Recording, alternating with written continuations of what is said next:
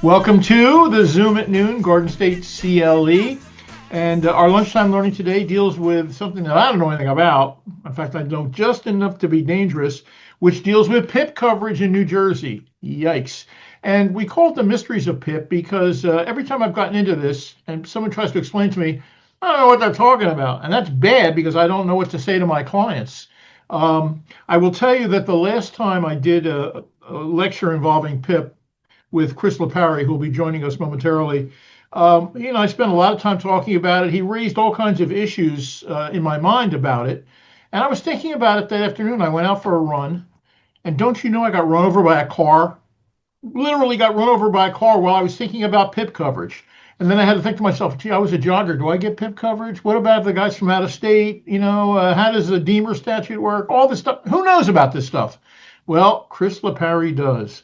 Are those real books behind you, or is that just phony? Oh, no, they're real books. They're from the person who I bought the office from, who practiced in the 80s. That's very professional, but nobody uses books anymore. You understand that?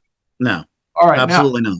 I've been telling everybody that you claim that you are a certified civil trial attorney, not even a regular attorney, certified civil trial attorney. Is that right? I'm also certifiable as well. No doubt about that. How long have you been doing this junk? 27 years. All right, but I mean, just in terms of personal injury stuff with car. I did personal injury from the moment I started practicing. I worked for a defense firm for a significant period of time, and then just started doing plaintiff's work. All right. Can you understand why I'm so confused about PIP? It is an area of law that can be a pitfall if it's not something that you deal with every day. That is for sure. Well, and I was telling everybody the story just now about the last time you and I taught this. That afternoon, I went out and got hit by a car. And I remember you were very mad at me for not coming to you with a personal injury case, Well, I was, but once we found out it was actually one of your clients that was trying to do it, we figured we'd let it go. It wasn't an accident; it was purposeful. It was little Debbie. She tried to run me over. There were a couple other guys that I know, and they were so mad at me. And I was saying, "How am I going to get by the verbal threshold? I wasn't hurt that bad. I mean, I just, You weren't going to. Well, probably not, but. All the PI guys I talk to, don't worry about the verbal threshold. We'll take care of that. We have ways of doing this thing. Is that true? Do they have ways of getting over the verbal? Well, I mean, the first thing with the verbal threshold is you have to have diagnostic evidence which shows an objective evidence of injury. So you have to show by some type of test that is objective that you have a permanent injury, which normally with an MRI film that is achievable through a cervical MRI, lumbar MRI, something like that. So yes, you probably would have showed some objective evidence of injury together with degenerative conditions in your spine that would have maybe carried the day. But, since you were telling everyone you were fine, it probably would have been a problem. But you know what? I'm going to tell you this, and you tell me about PIP in this regard. Years ago, I was in a family outing in St. Augustine, Florida.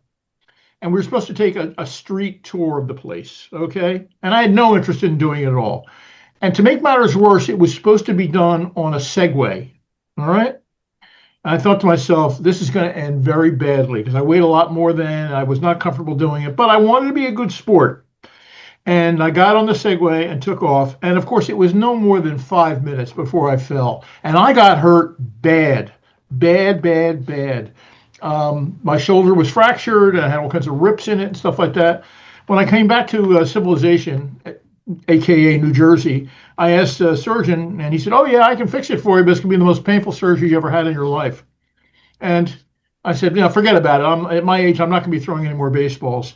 So as a result of that, I can't raise this arm. And as a result of getting hit by a car on that day I was out for the jog after talking to you, I can't now raise this arm. So my life as a football referee is over because I can't signal that there was a touchdown.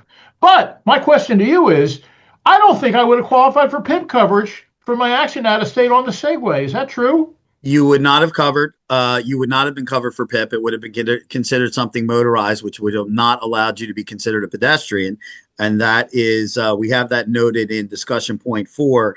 That's Goico versus Progressive, and that's back from 2024, but ultimately it knocked you out. Now, if that accident was before 2024, we would have gone to Florida law since it occurred in Florida. I don't know what their PIP law was, but in New Jersey, prior to that, it would have been an issue because that case had not yet been decided.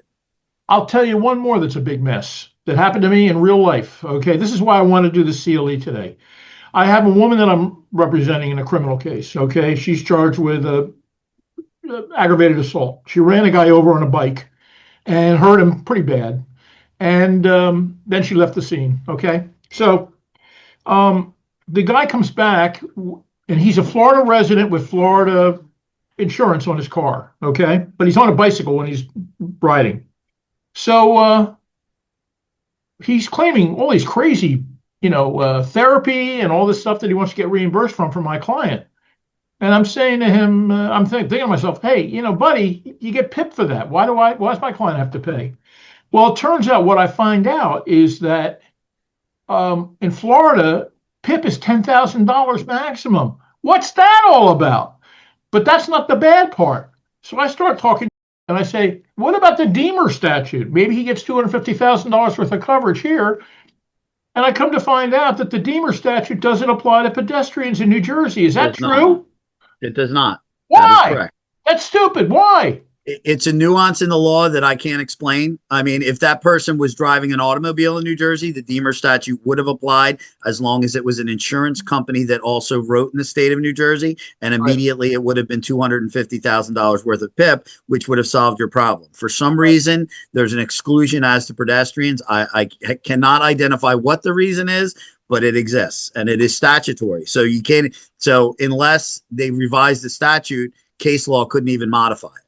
Now, remember, he was on a bicycle when he got run over with my client, but a bicyclist and a pedestrian, I guess, are the same thing for PIP coverage. Absolutely. They're the same thing. All right. So this is one of these mysteries of PIP. I just didn't understand why he didn't get PIP coverage and why they have $10,000 of PIP in Florida.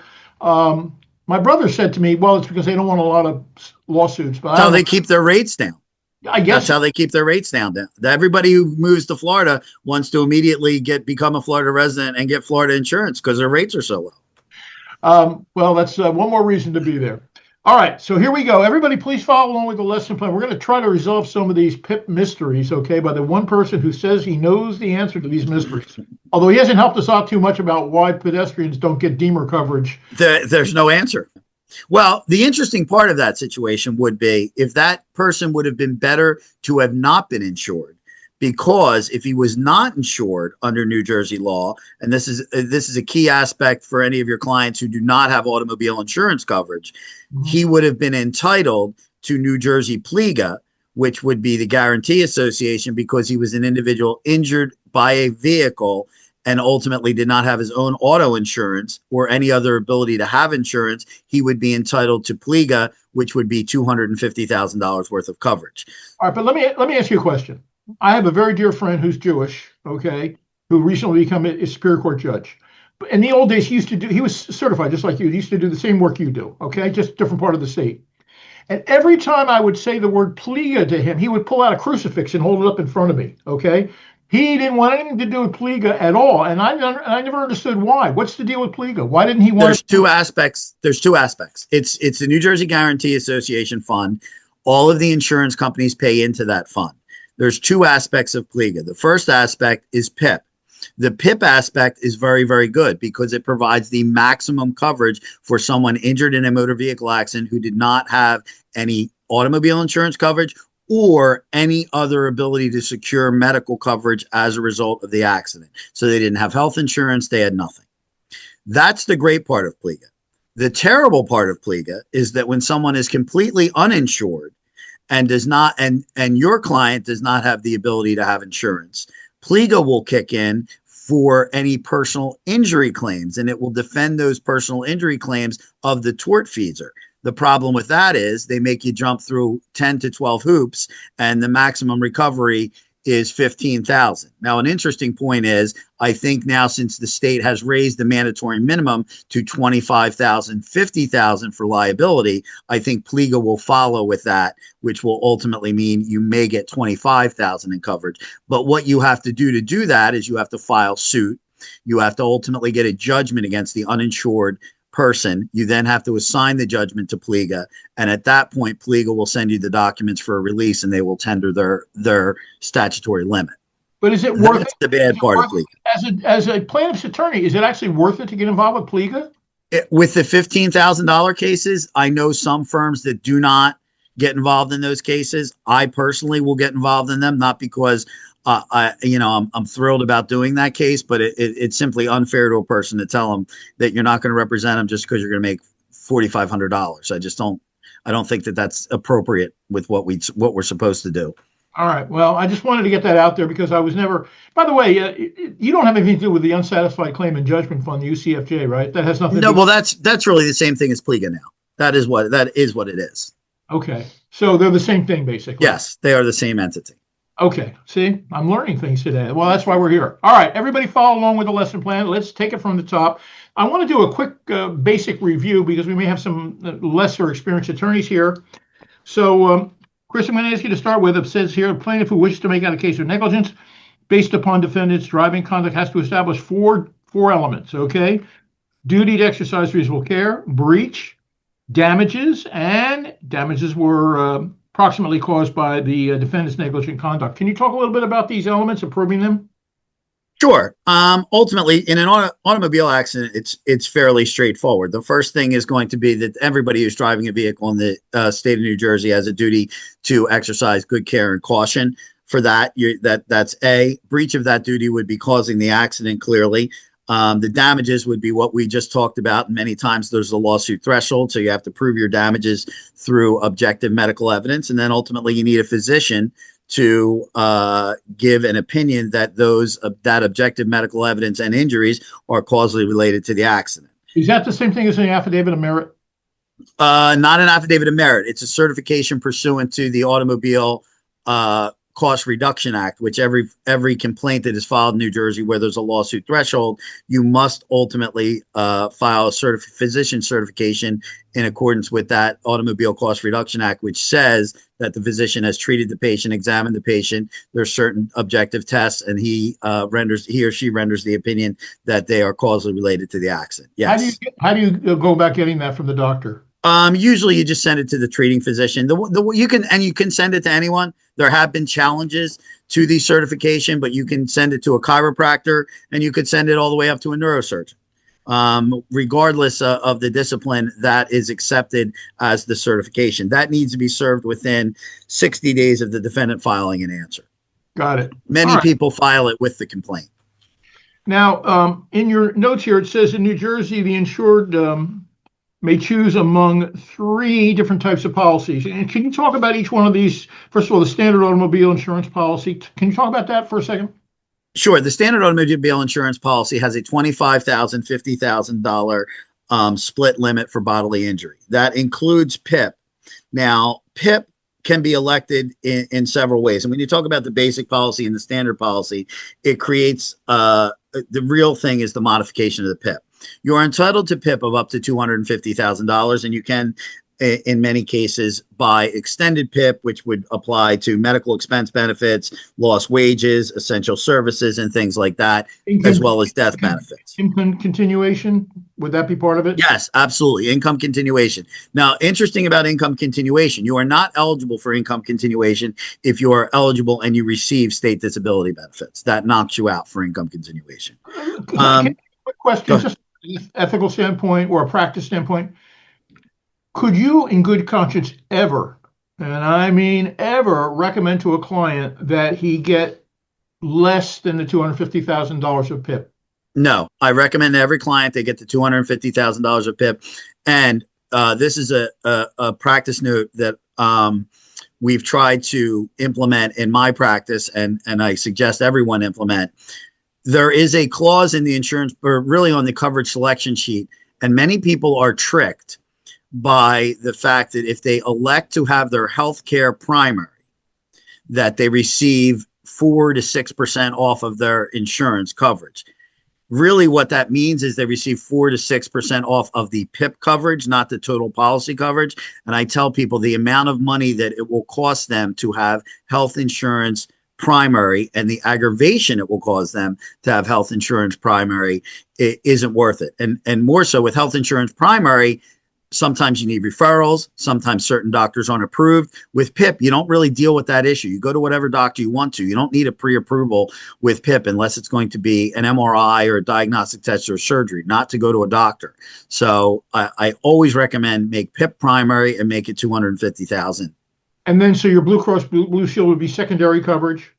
Correct, for any copays or deductibles, unless there's an exclusion in that policy for automobile accidents. Is that fairly common on these Blue Cross policies? It's not on a regular general medical policy. I come across it a lot in union policies, anything that's ERISA. So what is the benefit? I mean, how much money are you actually saving by opting for a $25,000 PIP instead of the full coverage? Can't be much. Depending on the schedule, it's not much. 25, 50, 75 bucks, maybe 100. But when people are looking at it, they feel like if they're doing something that make their coverage cheaper, they'll do it. And it's just not a good decision, because what happens is you end up, if you have 15,000 in PIP and you ultimately take a basic policy and get the $15,000 in PIP, that is chewed up very, very, very quickly. And I've seen in many cases clients that go and have an MRI on your shoulder and determine that there's a rotator cuff tear. By the time they're done all of that with physical therapy, they don't have enough money left on their PIP to do the surgery. So, I mean, people can come in and they could opt for getting rid of the verbal threshold. I guess they could opt to not get UM and UIM, right? Couldn't they? No, you must select a UIM coverage. You can select the mandatory minimum. For example, I see this a lot as well, and you should advise your clients against this. I'll see somebody with 100,000, 300,000 liability, and then they'll take their PIP down, and then they'll take their UIM down to 1530 because they think they're saving money. But it's more important for them to self-insure and keep the limits equal. You can't have more UIM than you do liability, but you can have equal. So, but basically, are we talking about an insignificant amount of money for your clients if they opt out of the verbal and they want to get minimum PIP? I mean, is it really worth it to them? It's penny wise, dollar foolish. I can only describe it as that. We're not talking about a lot of money in savings. Couple hundred. If you lowered your UIM all the way and you lowered your PIP all the way, you'd save maybe $100, $200, but it's not worth it in the long term if you get in an accident when you're talking about not availing yourself to $100,000 in coverage when someone else only has a minimal policy. Would you recommend to your clients that they get a minimum of $500,000 of liability coverage? I tell all my clients, if they can afford it, to get $250, $500. Okay. I tell every client that, but some people can't afford it. So then I say, if you can't afford it, take the next level down, 100, 300, and go from there, but do the best that you can, because at the end of the day, it can cost you thousands and thousands of dollars if you get in an accident with someone who is not insured. Another one of my colleagues who became a Superior Court judge, he's retired now, but he told me, listen, you're insane unless you get $1 million worth of liability coverage on your automobile. And I tried to do that and they wouldn't give it to me. Well, you have to get an umbrella. And the interesting part about that is every carrier requires you to have at least $250, $500 to give you $1 million umbrella. Some carriers won't write on the same policy, being, if I have auto with State Farm, they may not give me an umbrella. They may want me to go to somebody else. For example, I have USAA. USAA would not give an umbrella over their $250, $500 because I have two kids under the age of 25 that are on the policy. Right. So ultimately I had to go to another carrier for that who wrote it. But you always can get an umbrella, and sometimes you just have to shop at the different carriers. I should have known that, because when I asked them, they actually started laughing at me, and they were hysterically laughing because they said, "What? Look who's living in your house. Look at their driving record. You think we're insane? Are we in the business of losing money?" And I thought, and then they started laughing really hard. So, that was the end of my $1 million of coverage. So that's the standard policy. Can you talk about the distinction with the basic policy and whether it ever pays for people to get a basic policy? It doesn't pay to get the basic policy because it does not give you the amount of coverage that you need. It automatically drops the PIP down to 15,000, which is the same statement that I was just making about how you need to protect yourself in those type of situations and get up to the 250. The interesting part about the basic is it does give you catastrophic. Now, catastrophic, it will convert the 15,000 under New Jersey law to a 250,000 if you can prove a catastrophic injury. Some of those catastrophic injuries are a significant spine injury, not a herniated disc, but maybe a spine fracture with severing of vertebrae and the spinal cord and things like that. Traumatic brain injuries, obviously disfigurement, things like that. The catastrophic may kick in, and they will then they will convert the policy from a 15,000 up to a 250 if you can prove through physician's evidence, which really doesn't take much if it's a catastrophic injury, and they usually convert that because that is not paid by the carrier. That gets paid by the Guarantee Association and the PLEGA Association. They kick in 75,000 of that immediately on a catastrophic. So the carrier doesn't get exposed as much. Now, can we just talk about the standard policy and the basic policy as it applies to motorcyclists? Let's say you have a guy who he owns a motorcycle, he wants to insure it. He may own a motor vehicle also, a car. But can you talk about the impact, no pun intended, with the motorcyclist on PIP coverage when you have these policies? Well, first of all, if he has an auto policy, his or her auto policy will not apply when they're on a motorcycle. Only their motorcycle policy will apply. Motorcycles don't have PIP. They have MedPay, which you can elect, but the limits of the MedPay are very low. What is MedPay? MedPay is essentially the same as PIP, but not calling it PIP. It basically is insurance coverage for medical benefits, and they'll pay up to a certain amount. The most I've ever seen on a motorcycle is 50. I think you could probably buy more with a more exotic policy, but 50 is the most. But normally they don't have MedPay at all. And in many cases, I see 10,000. And you can imagine how quickly 10,000 is exhausted. When you're on a motorcycle in New Jersey, you are not and will never be entitled to PIP. I don't know how many motorcyclists know that or understand it or appreciate it. I don't know that they understand the risk associated with it. My experience is they really don't appreciate it. They really don't appreciate it until they have the situation, honestly. Because if you're going to get hurt on a motorcycle, you get hurt bad. I mean, very bad, In my career, the top 5 worst injuries I've seen, 3 of them are motorcycle cases and every one of them was a left turn. The motorcycle person did nothing wrong. All they were doing was driving down the road at 50 miles an hour and someone left turned them. So apart from telling your young male clients, the best advice for you is stay off the motorcycle, ride in the back of a car with a seatbelt on. What would you tell them if they're insisting on purchasing a motorcycle or riding on a motorcycle? What would you tell them about, what they should do to protect themselves? If they don't have their own health insurance, I would tell them to max out the MedPay as much as they can. Now, health insurance will kick in if you have health insurance. But the problem that happens with health insurance sometimes is if they're an ERISA plan, they assert a lien. So if you make a third-party claim, most of the third-party claim is eaten up by the lien. Got it. Again, with medical insurance, it's more strict with referrals and things like that. So it's more difficult to treat. So I always tell people to max out the MedPay. Can you talk a little bit about the $1 a day policy? The eligible low income individual policy, because this is something that I think is just completely and totally worthless, except to the extent that you're street legal if you have it. But that's about it. That's all it allows you to do. You're street legal to drive. And they call them the $1 a day policy. They're usually, around $300, $350. And they give you nothing. I shouldn't say nothing. You'll get nothing. They give you catastrophic care. And there is a death benefit of $10,000. Otherwise, they give you nothing. They do not give you liability insurance. They do not give you PIP for a regular type of injury or a standard type of injury, anything that's not catastrophic. And they're the worst idea I think the legislator had.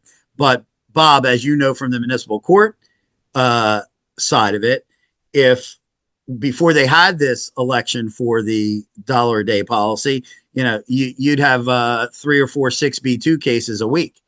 Easily. Because people just couldn't afford to insure their vehicles. And they go out and take a chance and they get stopped by the cop, But a lot of them, they just didn't have a choice. They had to get to work every day. I felt bad for them, but and the legislature clobbered them, with penalties. They've militated it a little bit, since when I was doing this stuff every minute of the day.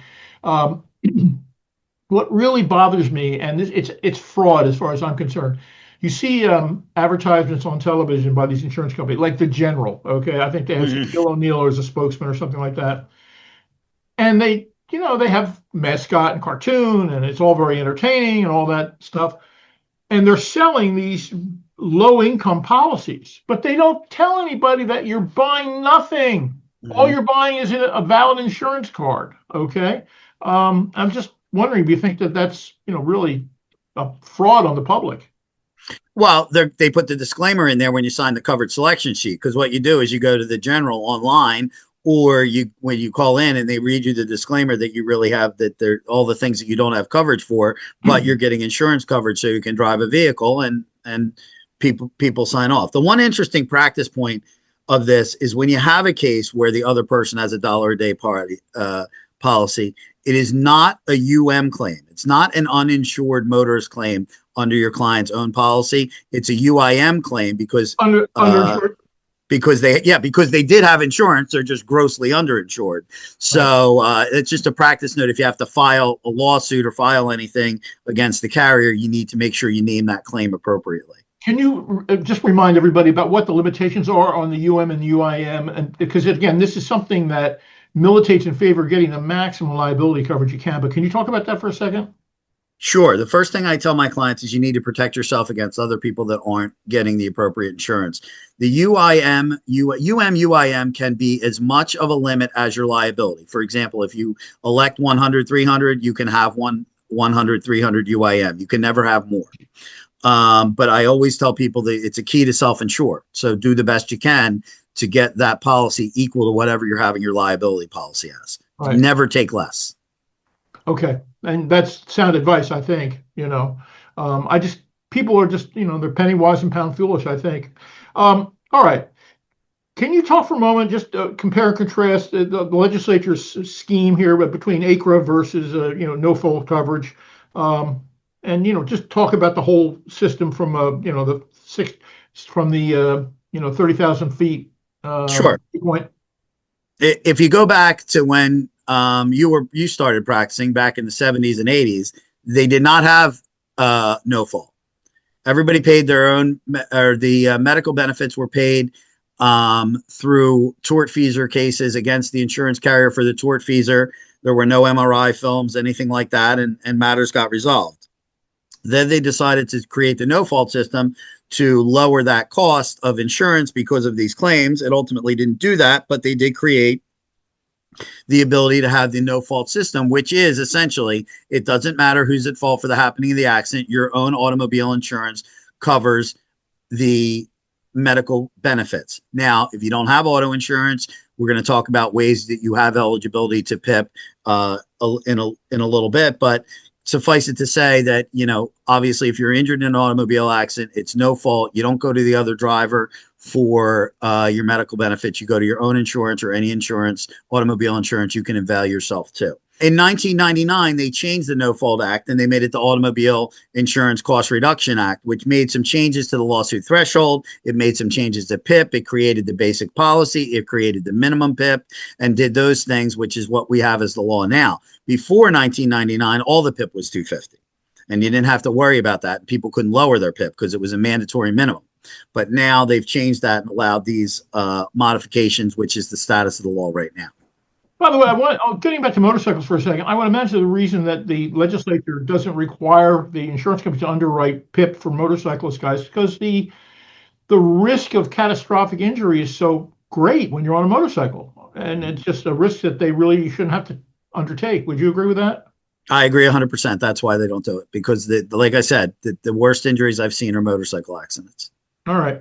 So here's the public policy statement. The goal of PIP is to provide prompt medical treatment for those who have been injured in automobile accidents without having that treatment delayed because of payment disputes. And that's the Selective versus Hudson Pain Management 2012 Supreme Court decision. Personal injury protection means and includes payment of medical expenses in accordance with the benefit plan provided in the policy and approved by the commissioner for reasonable, necessary, and appropriate treatment and provision of services to persons sustaining bodily injury not to exceed $250 per accident, per person per accident. Okay. Do you think that's an accurate statement of the law? Yes, that's exactly what it's designed for. All right. And then finally, the public policy says, in the event of benefits paid by an insurance pursuant to the subsection or $75,000 on account of bodily injury to any one person or any one accident, the excess shall be paid by the insurer and shall be reimbursable to the insurer from the UCJF. Correct? Yes. All right. And that is what I talked about. If a policy gets modified to a catastrophic from 15 to 250, that's where the UCJF and basically PLEGA gets involved to subsidize the insurance company. All right, let's move on our lesson plan. We have some quick bullet points I want to get into. So we have these denominated as key questions, which just means I didn't know the answer to any of them. I barely knew the questions. So here we go. First thing is standard policy, medical expense benefits. These are the selections. That is correct. They're the PIP selections, 15,000 through 250, which we've discussed. And if you had to guess, maybe let's pick a carrier, let's say New Jersey manufacturers. What do you think the premium difference would be between 250 versus 15,000? How much money are we talking about? I'll say one thing about New Jersey manufacturers. I don't see 15,000s with them. They are their niche, while they are very, very difficult to litigate against when you have a personal injury case, the way they treat their insureds, they do not steer their insureds to minimum policies. Many of their insureds are teachers, other professionals, and they steer their insureds to high coverage. If I had to say, about 90% of the NJM policies I see have over 100,000 in liability, many times 250 or 300,000 single limit, and usually their PIP is full. It is very rare that they steer their insureds towards a minimum PIP. Well, let's go back to New Jersey manufacturers. Now, if you'd like to give me conversely another carrier, I'll tell you that if you see Geico or you see Progressive, they, in my opinion, steer their insureds on their coverage selection sheets and the computer programs that they use for coverage to the lower limits of PIP, and I see a lot of 15s with them.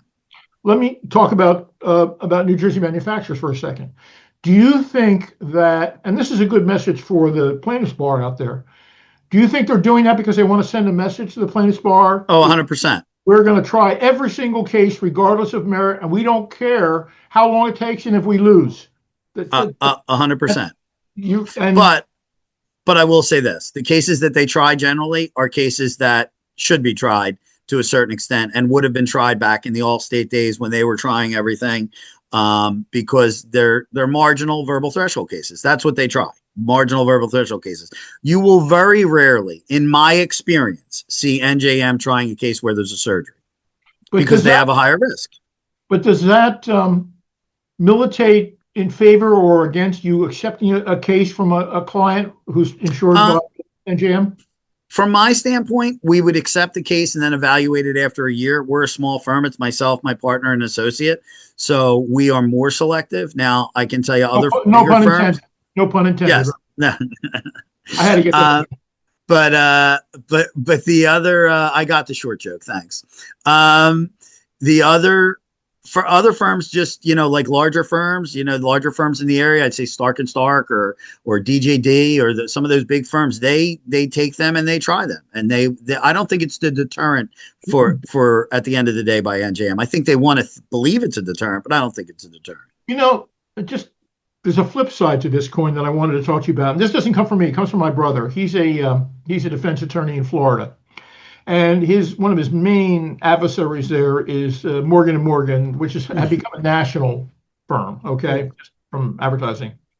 And apparently they have a policy, no pun intended, at Morgan & Morgan for everybody who works there.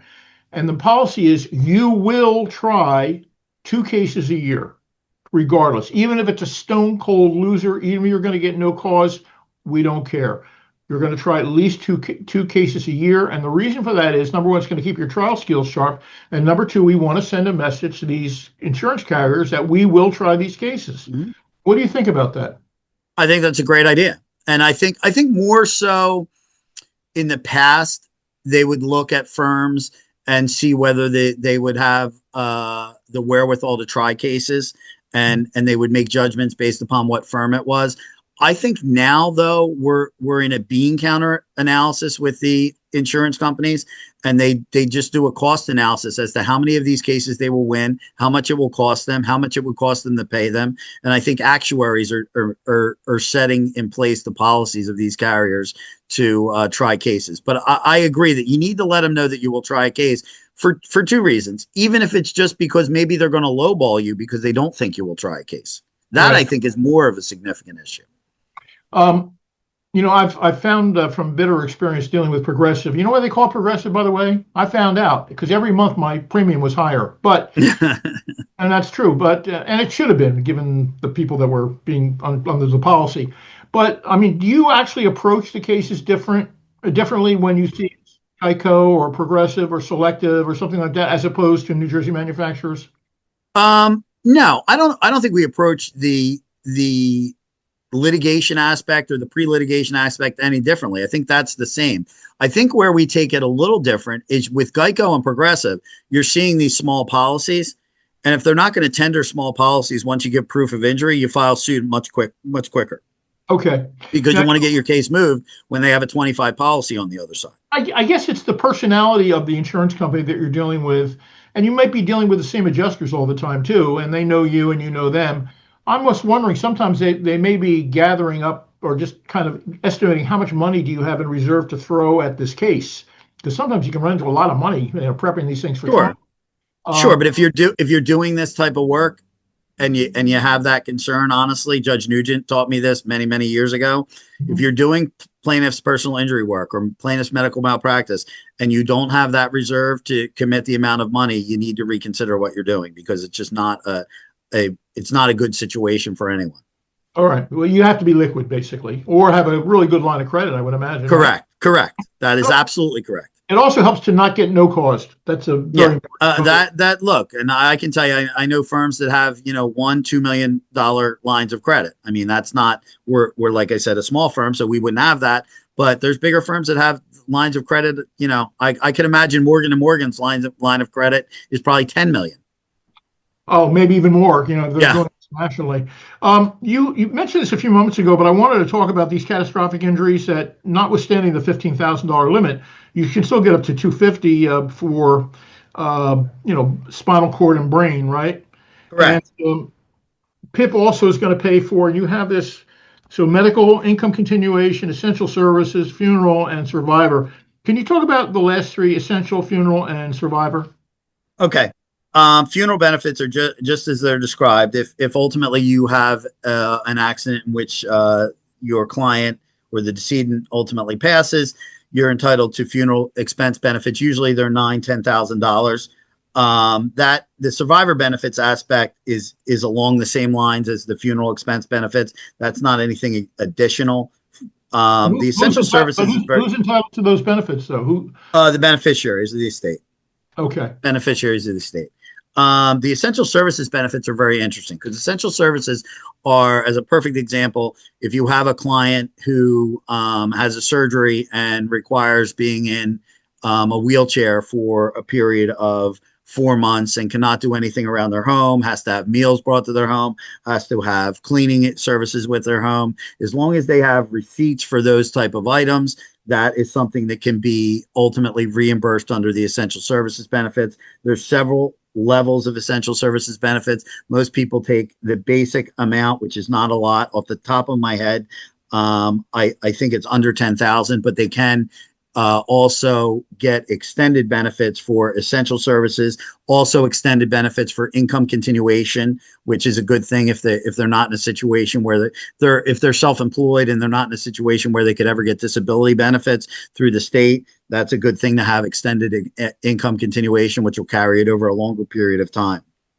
The basic policy we talked about, again, $15,000 PIP is standard on those policies, up to $250 for the catastrophic injury. So in that sense, it's really similar to the standard policy. Correct. Except for the minimum. Well, it has nothing, but it has nothing else. It has no essential services, no income continuation. Oh, okay. It does have funeral expenses, but it does not have the other benefits. So no essential services. Correct. No income continuation or anything like that. All right. It's just really stripped down. And who is entitled to PIP coverage? So let's just talk about who's going to get it. This gets very confusing. I don't want to make sure we understand where we're coming from.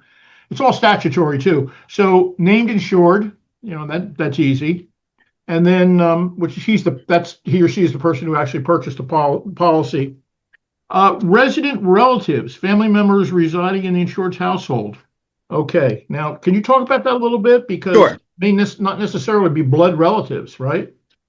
That is correct. That is correct. Stepdaughters, stepchildren have been considered as resident relatives under the case law. The interesting part about resident relatives is sometimes you'll have a resident relative. Let's say you have your 22-year-old son living in the house, but they have their own car. By the way, God forbid. Okay. Yeah, God forbid. But they have their own vehicle. Their own vehicle has coverage. What happens in those situations is they may very well avail themselves to your policy, but their policy also applies. And what would happen is the carriers are co-prime. Now, if you have a resident relative living in your house that does not have a vehicle, ultimately they would fall under your own automobile insurance coverage, and they would get coverage through your PIP at the PIP level that you have elected. They will never get less. They will never get more. They will get the level that you've elected. Now, the other people that have coverage aside resident relatives is any permissive occupant. So say, for example, Bob and I were driving somewhere and Bob did not have automobile insurance coverage. If we were in an accident and Bob was injured, regardless of fault of the accident, Bob would be a permissive occupant, and he therefore would avail himself. I'd get PIP under your policy. You would absolutely get PIP under my policy, even if you did not have your own automobile. But supposing I do have my own policy, who pays that? Co-prime. There's an argument that they would be co-prime, and the insurance companies would work that out based upon the other insurance clause, which is in their policy. Got it. And they can never say you don't have coverage. And before we move on to pedestrians, which is really an amazing component of this, I want to go back to resident relatives, okay? Because it's a little bit confusing because they don't necessarily have to be blood relatives. You know, you can be married. Correct. But what do you do with man and woman living together as co-inhabitants? All right. They are not resident relatives. Okay. So the fact that the male has his own car and has a policy, I guess she would get PIP if she were a permissive occupant of his vehicle. Correct. But if she took the vehicle out and drove it, would she also get PIP? She would. Okay. Because she's a permissive user. Okay. So she gets it under the permissive user component of it, not the fact that she's a resident relative, right? Correct. Would the fact that she's living in the house though and not having her own policy, would that impact on the premium that the person would pay for the coverage? The insurance carrier could make an application to modify the policy based upon that. If she didn't have a car and she's living with them, the best practice advice is that he should always disclose that and have her listed as a potential driver on the vehicle. If he does not, that could create a problem. They could argue that it's a material misrepresentation if the correct questions are asked on the application, namely, do you live with any licensed drivers in the state of New Jersey? And if he says no, then there's going to be a problem, and they could argue that they could disclaim. Normally, they're not going to be able to disclaim, but there could be a modification of the policy. But unless they can prove fraud, they're probably not going to disclaim. You see, there's a flip side to this coin as well, because you may want to get these people out of your life. They're going to still live there, but you don't want the insurance company to have to cover them. But they don't care. If they're in the house, they're going to be yanked in under the policy, and the insurance company is going to want to charge a premium for them. You can't reduce it by saying, well, they're not here that often, or they don't have access to my car, or whatever it may be. Once they're there, and the insurance company is going to charge you for them accordingly. You can't get rid of them, basically. My experience has been you can't get rid of them until they do a couple things. A, move, go to another state. Number two, get their own insurance on their own vehicle, okay? Because I would think that if they're living in the house and they have their own car and they have their own liability policy, that's going to help on your premium a lot, wouldn't it? Absolutely. And they ask for that on the applications. Now, the interesting part of that, Bob, what you just raised is if they move, there's also something in New Jersey where you have a dual residency clause. Mm-hmm. So, for example, with my children, both of them are in college. So 9 months out of the year, they live at,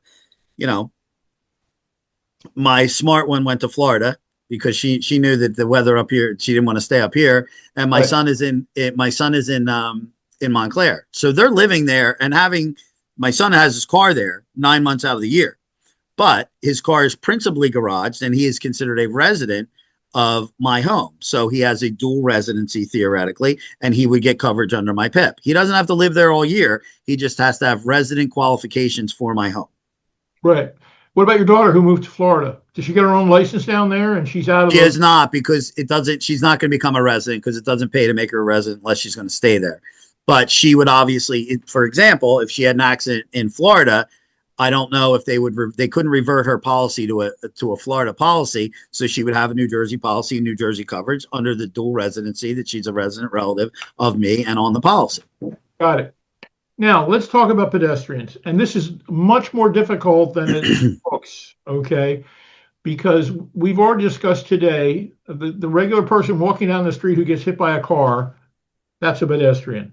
Correct. The jogger like me, jogging in dusk, dressed all in black like an idiot, Mhm. who gets hit by a car, pedestrian, right? Correct. The guy in New Jersey on a bicycle, Pedestrian. he's a pedestrian, okay? Correct. As long as he's covered by New Jersey PIP, Correct. not the Deemer statute. No. Regular New Jersey PIP, Correct. right?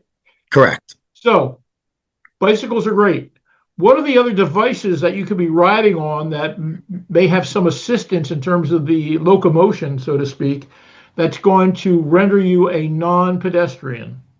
Well, my short answer to that is everything else. And just recently, and I know it's been a very hot legal issue with the e-bikes, it has been determined that e-bikes are considered something that is created and motorized, and therefore you are not entitled to PIP when you are on an e-bike. You are not entitled to PIP when you are on an electric scooter. You are not entitled to PIP when you are on a dirt bike, even though it's not a motorcycle. Mhm. And I have an interesting case, and I don't like telling war stories, but this elicits the point that I'm trying to make. A young man who's 17 is crossing the roadway on his dirt bike and gets in an accident with a motor vehicle. Now, immediately his PIP disclaims. Later evidence came out that he possibly wasn't crossing on the dirt bike, but he was walking the dirt bike across the street. And if that was the case, then PIP would apply, because even though he is connected to the dirt bike, he is not operating it or using it, and therefore he would be considered a pedestrian. Now, that ultimately is going to be tried with two accident reconstructionists saying the complete opposite thing, and we'll see where the chips fall. But he had a catastrophic injury, so he had over Oh, that's terrible. $250,000 worth of medicals. So the interesting issue with PIP is when you're talking about the pedestrian clause, it is a clause which, avails people to coverage as long as they are not operating something that is motorized. And that would be my general rule.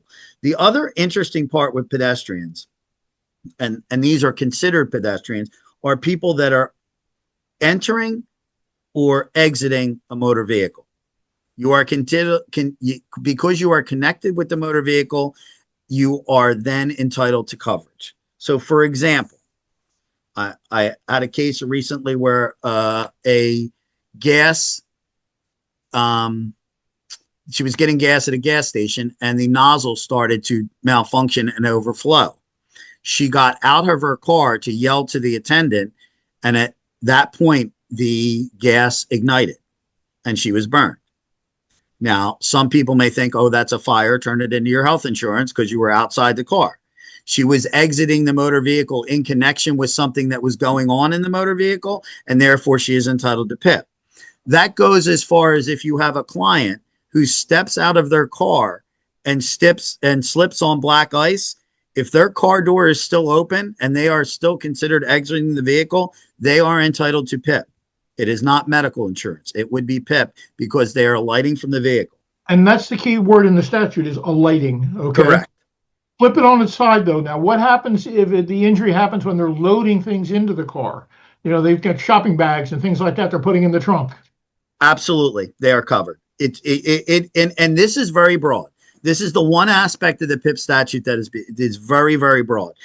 It covers loading and unloading, inspecting damage. For example, you get in an accident, you get outside of your car, and you're looking at the damage to your back rear of your vehicle, and that guy or woman who's behind you taps, hits their accelerator by mistake and bumps you. That's, you're entitled. If you fall and slip and fall while outside the vehicle inspecting damage, it's covered. If you're assisting another vehicle that's disabled, you are covered under PIP. Anything that's in connection with the use of the vehicle is covered, and that is broadly interpreted by the statute as well as the case law. You know what was amazing to me? When I started researching this, the number of PIP claims from drive-by shootings, believe it or not. People walking down the street and they get shot in a drive-by, and all these people get PIP coverages because, they're pedestrians. Mm-hmm. But, it had nothing to do with the car except to the extent that the gunshot came from the car. And I think there's something under the statute that talks about things being thrown from the car or ejected from the car. Again, the language is so broad, and the language really, and I'm paraphrasing the language to a certain state, but if the injury arises in any way from the use of a motor vehicle, you're getting PIP. Mm-hmm. And it's again, very broadly construed. Is it worth your time and effort as a plaintiff's attorney when there's been a PIP denial to pursue these claims if you think there's a viable claim for PIP? That actually brings us to our next section, which is the PIP disputes. Right. And what's interesting about that is PIP disputes are by statute arbitrated. The only thing that you can litigate when it comes to PIP is coverage denials. For example, the case where I was talking about with the young man with the dirt bike, that was a coverage denial saying he was not covered because he was operating a dirt bike. That has to be litigated and adjudicated by a court, in most cases, or a jury. Question, right? Yes, correct. Now, just to go back a step, normally in a plaintiff's case, you never arbitrate these things because these are damages that have to be proved. You know, they're elements of proof that have to be proved to a jury, right? On the damages side, always. But from the PIP standpoint, they have limited your ability to litigate. And the reason they limited the ability to litigate is because the courts will be flooded with PIP arbitrations. That's why they created organizations. It used to be AAA. Now it's a company called Fortright, which ultimately handles all PIP disputes, and that is governed by New Jersey statute. That's 396A-5, which tells you that if you have a PIP dispute with the carrier, you have to go to arbitration. Now, Can you walk us through an arbitration, a PIP arbitration? Sure. What happens? Absolutely. Before I walk you through that, I want to give one practice point that I think is very important. The PIP statute of limitations is very tricky, because there are certain provisions of it that can create issues. If a carrier accepts a bill and does not pay that bill, and that is the last time that the client submitted anything for payment and ultimately it was not paid, your PIP statute of limitation begins to run, and it is a 2-year statute of limitations. Conversely, if the carrier gets sent 10 bills and they pay one of them and don't pay 9, your statute of limitations has not told. It has not its statute of limitations has not begun, because it is 2 years then from the last payment, not the last submission. So that is something that you need to look at. There's also another exception, which is extremely complicated, that can give you a 4-year statute of limitation. It almost never applies. And quite frankly, I don't think we need to get into it. But the PIP 2-year statute of limitations is something that you need to really keep an eye on, because it's something that can really hang you up if there is problems with the PIP payments. Now, as far as you ever find yourself waking up in the middle of the night saying, "Holy mackerel! Do I have a statute that's about to run tomorrow?" Or don't we all worry about that? No, I don't worry about that stuff. I don't do this kind of work, thank God. I have plenty to worry about, but that's not one of them. So, I mean, how do you keep track of this? Because it seems to be very confusing. How would you know? Well, you routinely get PIP ledgers. What you want to do is get a PIP ledger from the insurance carrier every 6 months to a year. Then you're never going to have that problem, because you're going to know what they paid and when they paid it. And you're probably going to hear from your client that I went to Dr. Jones and they didn't approve my visit and they didn't pay the bill, and Dr. Jones says I have to pay it now. Then it's going to be a trigger immediately. So you shouldn't have to worry about that. Do you file some kind of litigation to get this off the table? Well, you file a PIP arbitration, and you file that through Fortright. You go through their online services and file that. It's a $225 charge. The PIP arbitration will be logged, and they'll provide you with timeframes as to when you need to submit things. A PIP arbitrator who is filed by Fortright will hear the arbitration. Generally, in these things, the fees range between $1,000 and $2,000, generally $1,500 if you prevail and you get your costs back. They don't give you tons of fees, even if you spend significant amounts of time, because they limit the fees, obviously, because of the cost reduction purposes. But the things that can be arbitrated, which are important that you know, medical necessity. A lot of times you'll see the PIP carrier deny because it's not medically necessary. It's related to degenerative conditions, etc. So that's something you would arbitrate. Reasonableness of medical charges is also arbitrated, but that's generally arbitrated not by the plaintiff's attorney. A lot of these physicians, particularly chiropractors and physical therapy organizations, have their own attorneys that file their PIP-ARB for them about payment. You don't need to usually get involved with the payment issues. Causation is something, again, that's something they would try to deny. That's when you would get involved and file a PIP-ARB. The fee schedule stuff, that's something generally an attorney would do. Here's an important one. And I find that it becomes very difficult if you can't get this handled. Diagnostic testing. As you may remember, I told you at the beginning that we need objective medical evidence to pierce the lawsuit threshold. You can't get that if you can't get an MRI or you can't get an objective test. If the PIP carrier prevents you from your client from getting the objective test, that's something you need to jump on immediately. And there's two ways you can do it. You file the arbitration immediately, or if a doctor feels that it is emergent in nature that they have an MRI and give you a certification indicating that, you file it on an emergent basis so it's heard quicker so your client can get their medical treatment. What about something like pre-existing injuries? Does that ever get litigated? Yes, that's something they will argue on causation and necessity. They'll say this is pre-existing and not related to the accident, therefore we don't have to pay it. And that's, again, something that you need to move forward with immediately. And the emergent aspect is very important because sometimes you have a situation that they won't pre-approve a surgery.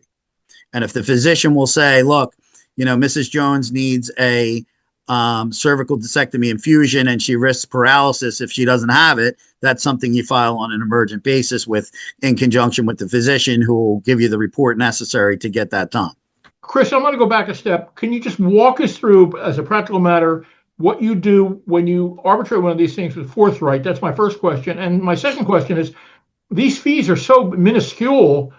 Is it really worth your time, trouble, and effort to do this? Absolutely, because you have to do it to get your client the treatment. Because if you don't get your client the treatment, it extinguishes your personal injury claim. Because if you can't get your client the MRI or you can't get your client the treatment that they need to ultimately document the permanent injury under the lawsuit threshold, you're never going to be able to make a claim. So it becomes worth it on that. It's a client benefit. I mean, we include in our fee agreements that we don't charge the client ever for anything that we do for no fault, because it's part of their personal injury aspect. And then obviously the minimal fees you get and the cost reimbursed is absolutely worth it because the need for the medical treatment. Well, walk us through an ARB with forthright. What happens? Ultimately, you'll file the arbitration. You'll receive notice of the arbitration. Many times when you file the arbitration, the adjuster will call you and ask if they can resolve it because they want to save money on having to assign it to counsel, and they want to save money on potentially paying you attorney's fees. So I would say about 50 to 60% of the time you resolve the issues. And a lot of times the issues are somebody just didn't look at it or somebody coded something improperly, namely a physician coded a treatment improperly. And that ultimately results in you failing to, in the failing of the approval by the PIP carrier. The other 40 to 50% that go forward, ultimately, you'll have an exchange of documents. You'll present your argument in writing to the arbitrator. The defense will present an argument. They'll hold a hearing. There may or may not be testimony regarding the hearing, depending on the issues. And then within 60 days, the arbitrator issues a decision and says whether the carrier is directed to pay, the carrier is directed to authorize the treatment, and if you're a prevailing party, what your attorney's fees are. Got it. It's not a difficult process. Who are these arbitrators? Are they retired Superior Court judges? Or no, they are attorneys hired by Forthright that are employees of Forthright. Generally, they hire people that have done. Generally, I hire people that have done personal injury work and have experience with PIP. Obviously, because as we said in the beginning, it's a very it's a unique area and it's a very specialized area. So ultimately, they hire those people. Have you found that they're generally speaking fair and? Yeah, they're all very good. They're all very good. Okay. It's a much better system now than it was in the past when it was when it was AAA arbitration. Got it. So now I want to talk about primary coverages under PIP. Okay, and in your lesson plan you have the following things, and I just want you to touch on these a little bit. Urgent person's own policy is primary. So always. The driver has his own policy. Passenger with his own car, it's the passenger's policy. And by the way, could you stack coverages? Could get double PIPs? No, Why? PIP cannot be stacked, just like cannot be stacked in New Jersey. The one thing you find is policies are co-prime. Like the examples I gave you, if your son's living with you and he has his own policy, but he also lives with you and he's a listed potential driver on your policy, there can be co-prime, and the insurance carriers work that out between themselves, Right. but never stack. So occasionally you'll see appellate division cases where these two insurance companies are suing each other and they're fighting Correct. over who's going to pay how much and things of that nature. Correct. Um, Says here passenger without a car, and then you have in here household policy. What does that mean? Well, that would be the same thing if you're a passenger in a vehicle. The example you gave with the fiance, if Mhm. it is a gentleman and their fiance does not own a vehicle, and she is a permissive user or permissive passenger in the vehicle, she ultimately maintains PIP through that policy. All right. And the But claimant. she is not, keep in mind, she's not a resident relative. So the other version would be if your son, who's 16 years old, who doesn't have the ability to own a car, is driving in your vehicle with you and is a user, he ultimately would get covered, or a permissive passenger, he ultimately get coverage through your policy. Moreover, if he's in someone else's vehicle and one of his buddies who's 18 years old is driving and they get in an accident, regardless of fault, PIP would be primary through you and your policy as he's a resident relative before it would be through the occupant policy. Now you have in your materials here, it says for the claimant that has no policy at all, and then it says vehicle occupied. What does that mean?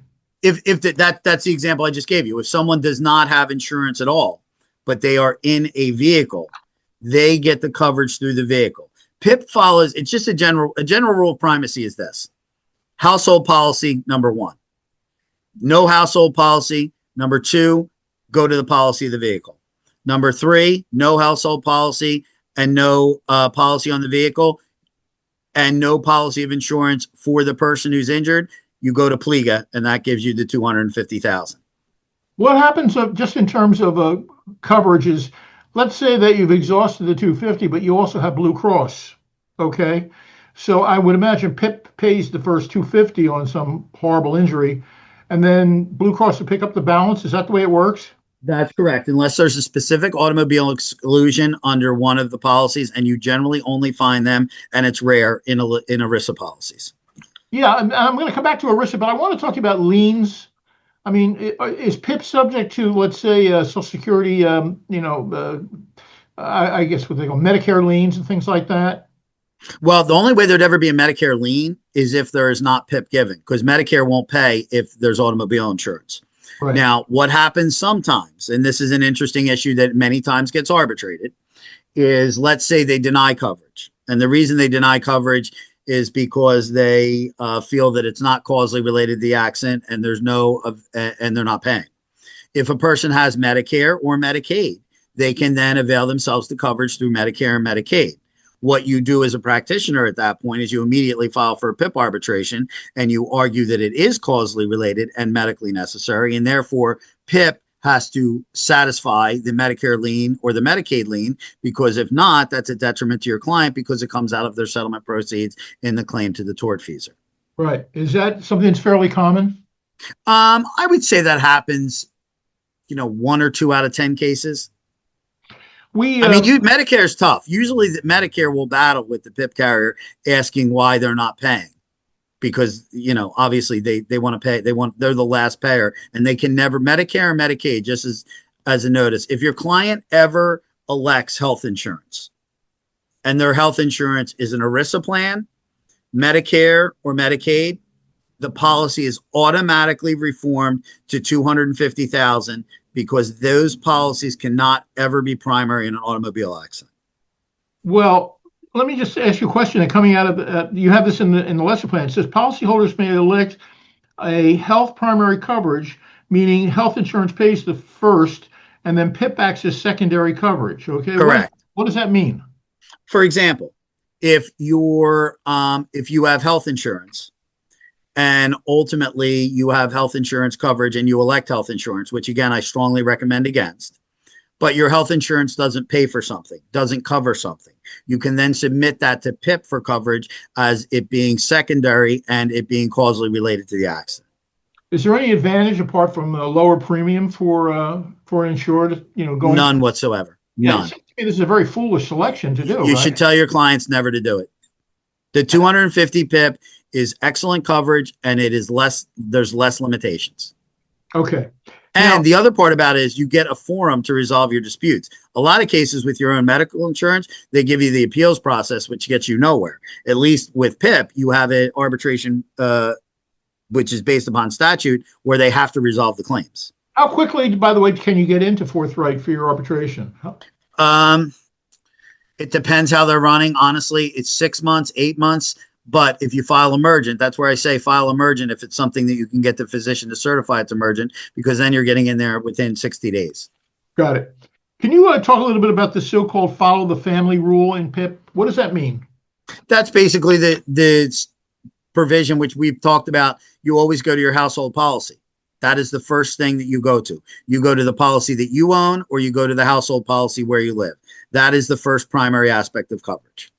This next little thing I want to talk about reminds me of a Supreme Court decision. It's I think it's Katz versus the United States, where it says the Fourth Amendment protects people, not places. PIP coverage, and you have in your materials, PIP coverage follows the person, not the vehicle. Therefore, correct. Claimant looks to his own policy first. If none exists, resident household policy. If none, policy of the occupied vehicle, or the vehicle that was occupied. Can you talk a little bit about that? Yeah, that's pretty much what I wanted to outline earlier, and what I had outlined earlier, the 3 points. It's your own policy, household policy, vehicle policy, and then no policy, you go to PLEGA. That is the primacy of coverage under the statute. Got it. Also, you have a more expansive definition of pedestrian, but it's really coming out of the statute 39682H. Pedestrian is defined as any person who is not occupying, entering into, or alighting from a vehicle propelled by other than muscular power and designed primarily for use on highways, rails, and tracks. This is very, very similar, although not identical, to the definition of a motor vehicle in 3911. It absolutely is. But it's not the same. It's slightly different in defining what a motor vehicle is versus what a non-motor vehicle is, right? Yes, you are absolutely correct. All right. So I don't want everybody to be confused. If you're going to litigate one of these things, you don't use the definition in 3911. You use the definition in 396A2, I think it is. Let me just check. That's an excellent point. You are correct, Bob. All right. So, and we talked about all these so far. Jogger hit by a car. That's, hey, everybody. Yeah. That poor guy who hit me, he was so scared. He really, he helped me stand up, and then I told him, go away. All right. Because he was already upset enough. I felt bad for him. Pedestrian hit in a crosswalk, person struck by an object propelled by the vehicle. Actually, it should be from the vehicle, because these gunshot cases, and there's a million of them. Who knew that you'd have that much, drive-by shootings in New Jersey? I'm really surprised. Are you? Well, depends where we are. Well, in your area, I mean, do they have any drive-by shootings in Atlantic City? No, thankfully, we haven't had anything recently. No, but again, that falls right into the broad interpretation of that portion of the statute, which is in any way involved with the motor vehicle. It's when you put words in a statute that says in any way, you're going to be able to have broad construction and broad interpretation, and you're going to be fine. You're just giving me one more reason to stay out of Pleasantville. That's all I can tell you. That is a good point. And your notes say here coverage applies even if the injured person was not inside a vehicle, as long as it was caused by an automobile. And these gunshot cases, that's, I don't know of any gunshot case that came from a car in a drive-by shooting where and what's interesting about that is it's third parties causing the act, but if a third party causes the act, the analogy isn't it the same as a third party causing an act if they rear end you? It's still involving the use of an automobile, so therefore we're going to give you coverage. All right. There's a section here about bus people, and I want to discuss it. You have in your materials, it says automobile PIP applies to automobiles as defined in 396A. Many buses are not classified as automobiles, so the coverage is going to come from the bus operator's liability or from the injured passenger's own PIP. Can you talk about that a little bit? Sure. Two things that come to mind immediately. One, New Jersey Transit. If your client is on New Jersey Transit and they are on a bus and they do not own a motor vehicle, they are not covered, and they will not be covered. So ultimately, they need to get coverage through their own medical insurance. The second aspect, which is more in my area of practice down here in Atlantic City, jitneys. Jitneys do not have PIP coverage. Jitneys do not have any med pay coverage. If your client is on a jitney, they have to go through their own coverage because they are not in a motor vehicle at the time of the accident, and therefore they're not going to get coverage either. But why isn't a jitney a motor vehicle? I don't get it. It's the definition of private passenger vehicle under the statute. Right. And that's what it is. It's a private passenger vehicle. And the interesting thing is there's previously been a lot of dispute over pickup trucks and things like that. And if you have a client that has an accident with a pickup truck where they have PIP, they're going to be fine because they elected PIP on their policy. The interesting part of that is if you have a pickup truck which elected PIP, but is a commercial vehicle that strikes your client, meaning it's working for, ABC Construction Company, you're going to look to that, and they may not be subject to the lawsuit threshold because while that pickup truck may have had PIP, it was designated under a commercial policy, and therefore there may not be a lawsuit threshold defense. So that's a very interesting nuance that you have to look at when it comes to vans and pickup trucks and things like that. You look to one, whether they have PIP, and two, if they're on a commercial policy. I'm not telling tales out of school that I called you yesterday to get free legal advice from you, which thank you very much for giving it to me. Sure. But the case I called you about involved a woman who does not own a car. Okay. So she just doesn't have any PIP coverage.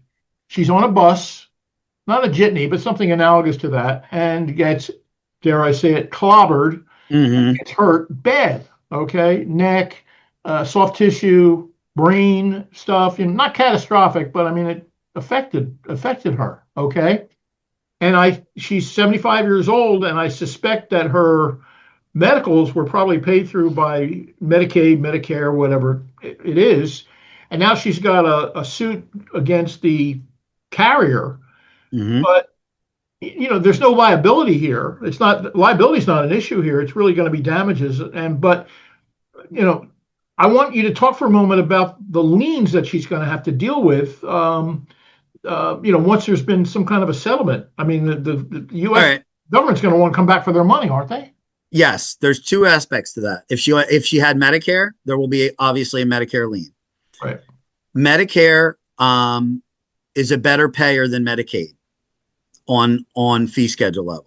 So when you have Medicare, it's likely that your client has more of a lien than someone that's on Medicaid. Medicaid literally pays, cents on a dollar for what is billed to them. Medicare probably pays 20 cents on the dollar.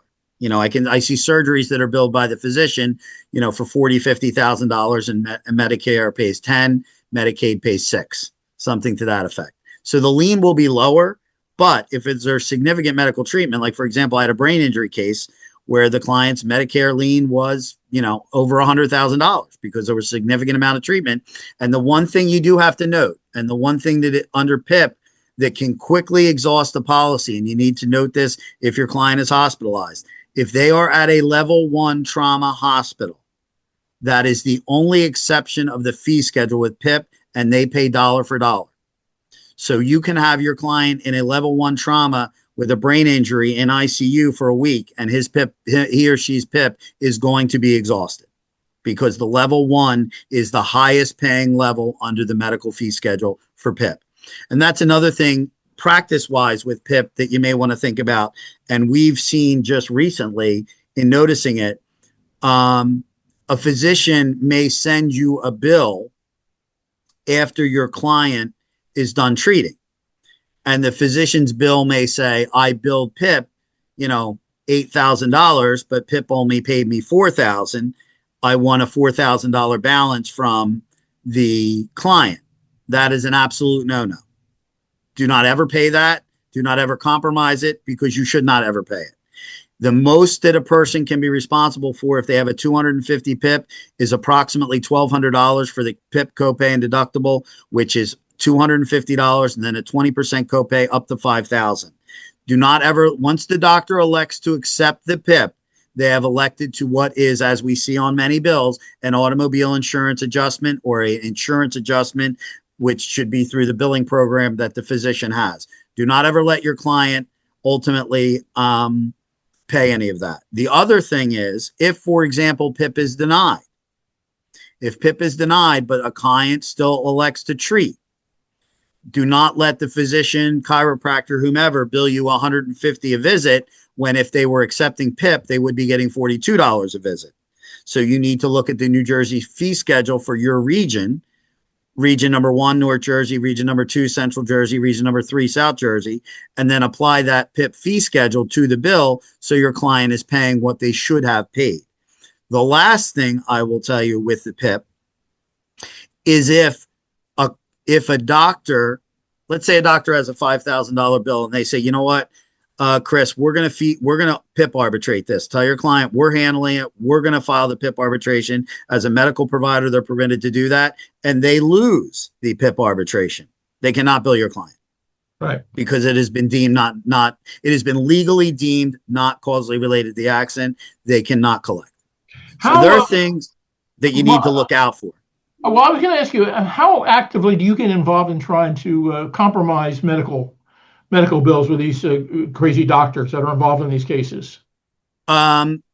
Because we've been down here a long time and we know most of the doctors, we do a fair amount of compromising. But when we compromise, it's simply a situation where you say to the physician, look, you got paid by PIP. PIP paid you for 17 chiropractic visits. They then cut it off and the client wanted to continue treatment because your treatment was helping them. Please just let me fee schedule the remaining medical bills because that's what's fair, and give me a compromise. And 98 times out of 100, of course they compromise, because 1, they're happy that the client was treated well. 2, they're happy that they were paid by PIP, and the backside of it is gravy for them. Now, that the money that's going there, is that coming out of the plaintiff's pocket or out of your pocket for your fee? Client settlement proceeds, generally. So, and that's why they're willing to compromise. And the other thing is, sometimes if you tell them, look, this client only had a $25,000 availability for coverage because the other person had a minimum policy. I'm cutting my fee a little bit. Can you work with me and cut your stuff? And again, 99% of the time that happens. Can you list off the top of your head some of the level 1 trauma centers that you're experienced with? Because I think locally, the only one, I only know South Jersey. And there's 2 in South Jersey. Cooper and ACMC City. Cooper and Camden and right. ACMC or Atlantic Care, it's now called, but only the Atlantic City one, not the Pomona one. Okay, so let's say the place, because I've always thought that a good indication of a level 1 trauma center is, they're landing helicopters on the roof. Okay, that is exactly right. So if you have a case where your client is airlifted, you're looking at a significant bill because that's a level 1 trauma, and PIP's going to pay that. They're going to pay that amount, but they have to pay at a much higher level than they would if it was a hospital visit where they came in the ambulance and went through the ER. Are you familiar with the hospital? They change their name every 5 minutes. I think the cops are looking for them, but they're right in Cape May Courthouse, and yes. I think that's a Cooper facility now. Now it's Cooper. Cooper. That is not a level 1 trauma unit. Yeah, they used to land helicopters on the roof there all the time. I guess one of the helicopters fell through it or something, because I don't. Yeah, to my recollection, they weren't level 1. Okay, so they're not a level 1 facility. Not for the purposes of PIP, no. Okay, so but in the South Jersey area, we're talking about Camden and Atlantic City, right? Yeah, any client that I've ever had that's anything catastrophic has gone to either of them on the PIP level 1. Are you familiar with any of the ones that would be in the northern part or the central part? I am not. All right. It's like 2 different countries, North Jersey and South Jersey. I know, and never the twain shall meet, and thank God for that. We talked about the arising out of the use of an automobile, and you mentioned before that it's very broadly interpreted to give maximum coverage to the widest segment of the population. Correct. So sitting in the car, riding as a passenger, getting into the car, opening the car door, getting out of the car, immediately after exiting the car. And we also talked about loading, putting stuff on the car. You have it on here in your notes. Loading and unloading, inspection after a crash, inspecting damage, assisting a disabled vehicle. I bet you a lot of people get hurt without they're changing a tire. And using the vehicle in connection with travel. What do you mean by that, using the vehicle in connection with travel? Essentially, I put it down as a catch-all. Anything in which a motor vehicle is being used to accomplish any purpose of travel, it's covered. How about if you had a guy who got a flat tire and got out of his car, jacks the car up, he's trying to change his tire, and the jack collapses and crushes his hand or something like that? Would that person be entitled to PIP coverage? Covered. There's a specific case on point that says assisting a disabled vehicle gives you coverage. Yikes. All right. Last thing we had in your materials here are PIP disputes, and we've really kind of covered that. I'm just a little bit concerned about the low fee on the arbitration, the $1,500, but I don't know that it really matters all that much because, as you said before, you don't have any choice. You got to do it on behalf of your client. Otherwise, there is no personal injury case, right? You have to. And the one thing I didn't note when I was talking about the PIP are other things that are not, I don't know if this is a word, arbitratable. Other things that you can't arbitrate under the PIP statute. You can't arbitrate a fraud claim. That has to be adjudicated by a court. You can't arbitrate a bad faith claim of an insurer. You can't file a deck action for policy interpretation. Obviously, torts aren't arbitrated and coverage disputes aren't arbitrated in any type of forthright forum. Those issues have to be decided by a judge. I wanted to bring up a term which I was totally unfamiliar with, not doing this type of work, but I'd like you to talk about it. And the word is boardable. I was talking to a personal injury guy the other day, and he said, well, that's boardable. That's not boardable. I never heard that before, and I've been doing this for 46 years. So what does that mean, and how is it significant? It came about after the 1999 modification of the statute because they allowed people to have $15,000 in PIP. So when people have $15,000 in PIP, and for example, it occurs in two situations. One, where the client has $15,000 in PIP, they don't have any additional insurance, and they continue to treat with doctors that will allow them to treat pending their resolution of their personal injury case, and they have $30,000 in additional benefits.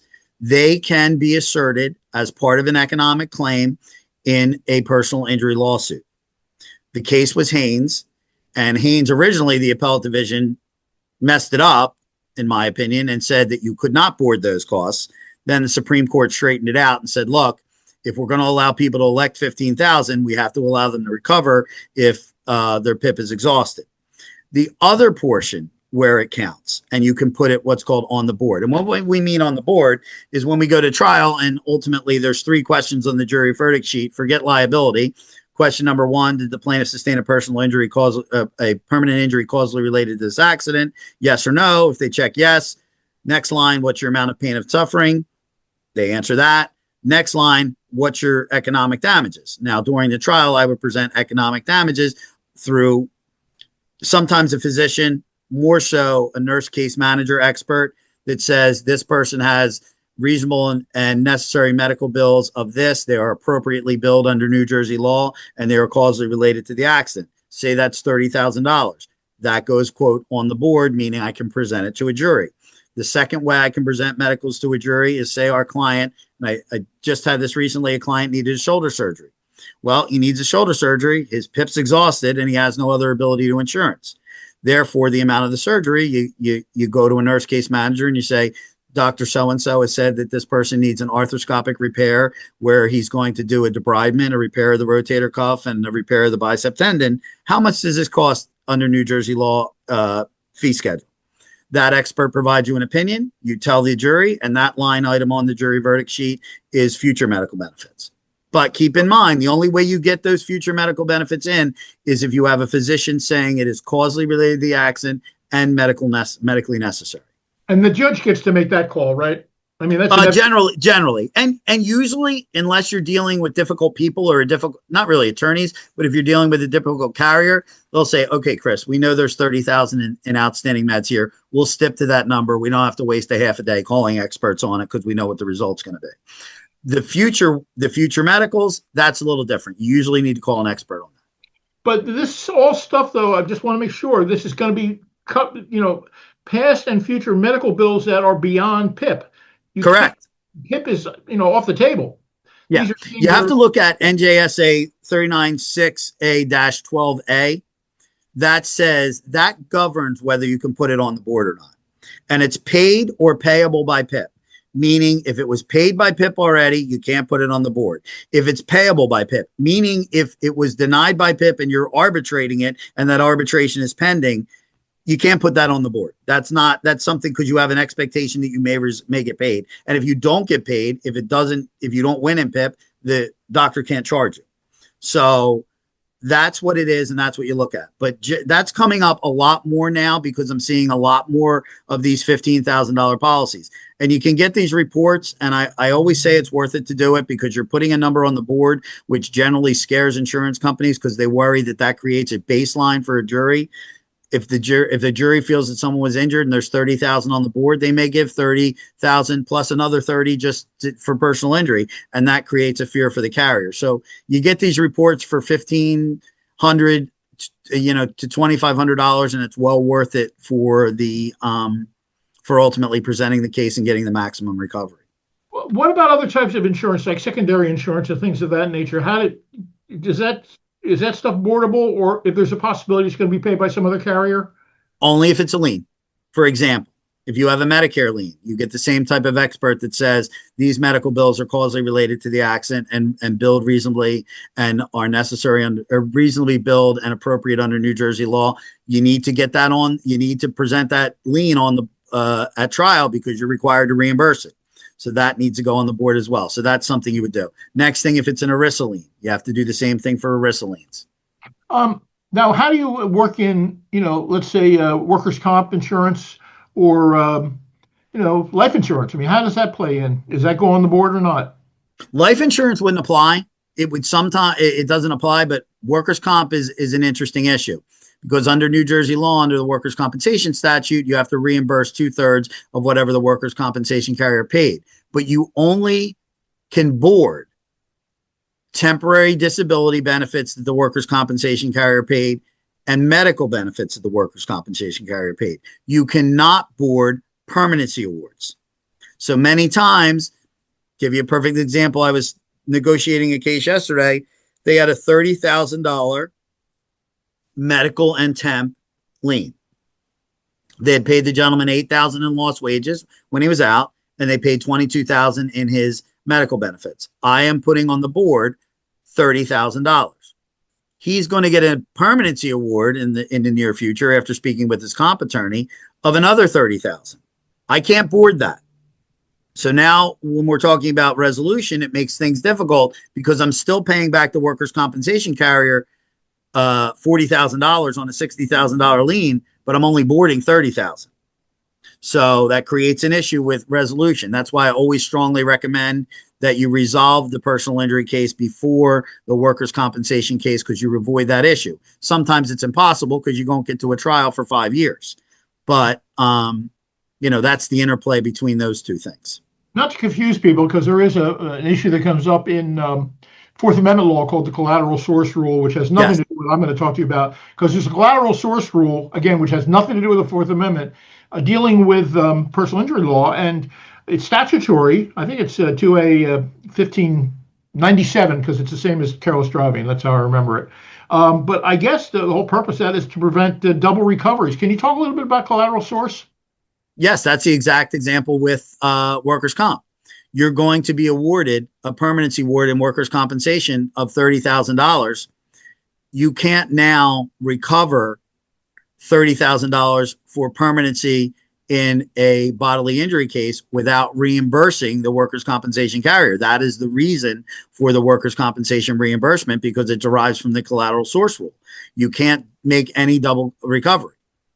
Okay. Well, everybody should know about the statute, though. Again, this is correct. Agree. Again, off the top of my head, I think it's 2A 15-97. I always remember because of the 97 from 39-497.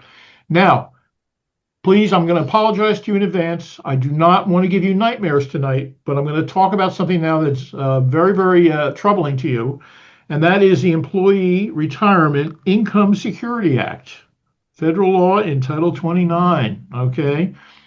Can you talk about ERISA a little bit and how the interplay between ERISA and PIP and Sure.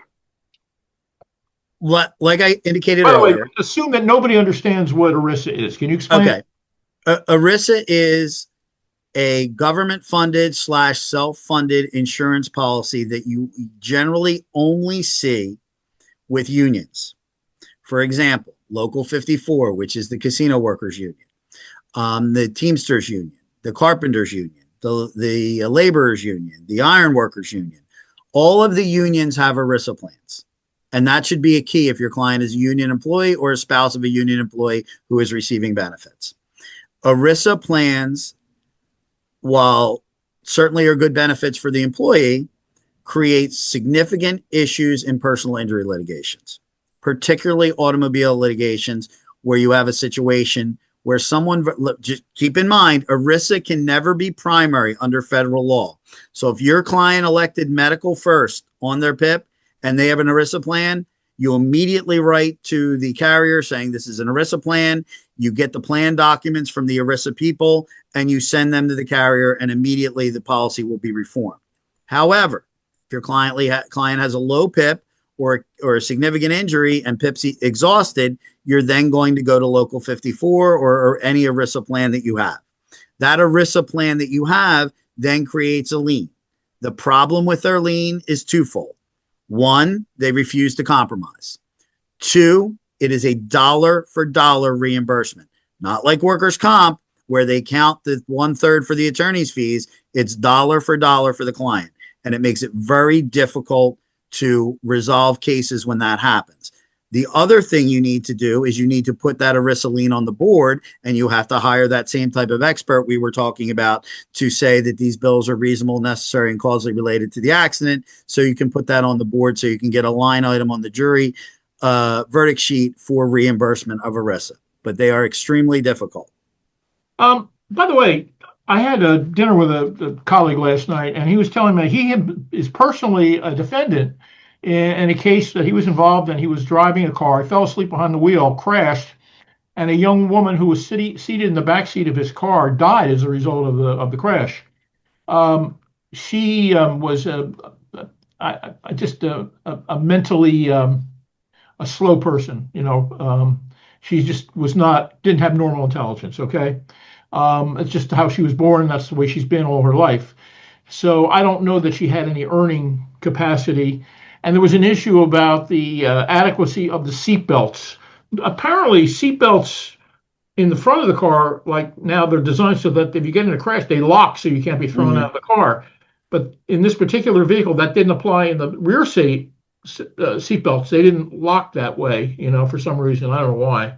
So, he's a defendant in the case, and he has policy, I guess, at up to $50,000 or something like that. But my question to you is, how does PIP play into all this for the young lady who died? Well, if it's a seatbelt case, they'll subrogate against the manufacturer for what they paid in death benefits or medical benefits. If it's not, PIP's not going to play in at all, because under 6A-12, it's paid or payable by PIP. So hopefully PIP is paid the PIP benefits necessary and the death benefits necessary, and there won't be an issue. Right. I think all this, how do you gauge the value from a plaintiff's perspective? How would you gauge the value of this a case like this when you're dealing with somebody who has marginal ability to earn any significant amounts of money in her entire life? How do you do that? Well, our New Jersey wrongful death statute, that's a whole nother seminar, but our New Jersey and by the way, not only that, but the survivors. Yes. The wrongful death statute in New Jersey is very difficult. The Survivor Act statute is any personal injury, pain, suffering, disability, loss of enjoyment of life that they suffered prior to passing, you can recover. And that's where there could be substantial sums if it's a catastrophic injury. The wrongful death statute only allows for economic recovery. And under that economic recovery, you would look at loss of consortium, loss of services, loss of counsel to the direct relatives and beneficiaries of the estate. And that's why it becomes very difficult. Those cases become extremely difficult because people can't recover like in other states. They can recover, mental anguish, mental suffering as a result of loss of a loved one. We cannot in New Jersey because that statute has not yet been modified to reflect non-economic damages for wrongful death. So it does create limitations because you just can't prove earning capacity and things like that. So the only claim you're left with a claim for loss. The Green versus Bittner claim is what it's called, and it's loss of consortium, et cetera. Would there be would the seatbelt part of it? Would that be a something where you could get treble damages? No, unless you have a smoking gun that would show punitive aspects. No, it's just a straightforward product liability case. Well, that's what I'm saying. Don't you get treble damages and product liability in New Jersey? Not for pain and suffering. No. Okay. You may get treble damages like in a Consumer Fraud Act or something like that, but unless you can prove consumer fraud, I'm not sure that that would ever apply. All right. Well, it's going to be an interesting case. I'm glad I'm not involved. One last piece of legal advice I need from you. Let's say that you have a client coming in. The client is saying, "Listen, I'm traveling to somewhere, Los Angeles. All right. And while I'm in Los Angeles, I'm going to rent a car." And they give you a low ball price to rent the car, because where they rip you off is all the additional stuff they throw on top, especially insurances. Now, what would you recommend in terms of insurance coverage from the rental company when you think about the coverage you have on your own vehicle in New Jersey? What's the legal advice that you would give somebody? Like, the only way I would ever get the liability insurance offered by the rental company is if I had no insurance. If you Because have you what? are if I had no insurance, no automobile insurance. If I have automobile insurance, my automobile insurance policy is going to be 10 times better than any policy that the rental people will give you. And it will create a primacy of coverage issue as to whose policy would be primary versus whose policy would be excess. And you would never want the rental policy to be primary because they're the mandatory minimum for every state. They don't give you more than the mandatory minimum. So your own policy should be the policy that you want. So it's a waste of money then to purchase a liability policy. I think it is. Now, it's not a waste of money in having rented cars to purchase this scratch damage stuff, because That's what I was going to talk I about seem to next. always mess up the car when I have it. So But I mean, look, somebody could, like, you got the car parked and somebody comes by and correct, or you could get your rear end, correct, or you're correct. out there drunk driving, you crash, and remember, as we said, and you know this to be true, in the never-ending battle between car and tree, tree always wins. Okay. 100%. Okay. So the bottom line is, you listen. You could the vehicle you've gotten could sustain damage to it. If you have a policy that has collision insurance, will that carry over to your rental car, or is it something you should get separately from the automobile place, from Avis? Your collision insurance only covers the vehicles that you have listed on the policy, so you need to get that coverage from them. Okay. But they already have that coverage on the vehicle. Don't let them fool you. They've insured that vehicle for property damage, or they're not letting it off their lot, because they're not going to take the risk of not being covered. So why do they make you buy your own collision policy when you're renting the car? No, it wouldn't be collision. It would be liability. For example, here's what would happen. If, for example, you rented a car from Enterprise and you crashed it and you caused $10,000 of damage, they would submit a claim to their insurance company for their collision provision, and it would be paid. Their insurance company would then subrogate against you, and you would need to go to your liability policy and your liability property damage policy to get it covered, which would be covered because you were negligent in the operation of a vehicle, and that's what we have automobile insurance for. One other practice tip I just mentioned with that: a lot of times people are trying to get lower level property damage coverage for liability. I do not suggest that, because I've seen most recently insurance companies, people that were holding $5,000 in coverage, which now it's been up since they upped the policy limits. Insurance carriers are, if they have assets, insurance carriers are coming after them if they pay 20, 30,000 for their own collision because you had a minimal policy. So let's put a finer point on this, okay? Your client is flying to Los Angeles. He's going to rent a car from Avis. Your advice to him in terms of coverage from Avis would be what? The only thing you need is their damage coverage. Okay. You don't need anything else because your own policy covers you for negligence. Got it. So just damage coverage. That's correct. All you need. Correct. Okay. It's the same as if you borrowed your buddy's car or your friend's car or your wife's car or girlfriend's car and got in an accident with it. Your insurance covers you for negligence. That's what your automobile insurance covers you for. It's not just your covered auto. It's if you are negligent in the operation of a motor vehicle. Okay. So in that sense, it's a little bit different than PIP. I want to take a second. Where'd you learn all this stuff anyway?